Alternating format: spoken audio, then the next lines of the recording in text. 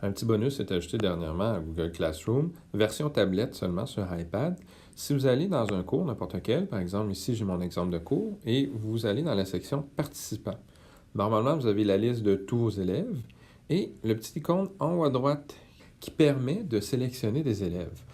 Donc, sélectionner des élèves au hasard, sélectionner des élèves pour un exposé oral, par exemple. Donc, bienvenue dans l'outil de sélection. Commencez par sélectionner un élève de classe. Quand vous démarrez, dans le fond, vous avez à gauche, vous vous retrouvez la section où vous avez 3 élèves qui n'ont pas encore été sélectionnés.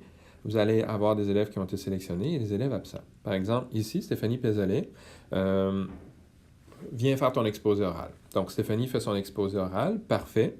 C'est terminé. On fait suivant. Et Stéphanie va tomber dans les élèves qui ont déjà été sélectionnés et ainsi de suite. Donc, on peut vraiment voir descendre une liste d'élèves de cette façon-là et ça va rester enregistré. Donc, tant que vous n'allez pas faire réinitialiser en haut à droite, vous pourriez tirer, par exemple, les exposés sur plusieurs cours. Karine, elle est absente aujourd'hui. Parfait. On va la mettre dans la liste d'absents. Ça va me permettre de passer au suivant. Et vous pouvez appeler plus tard un élève ou le déclarer absent.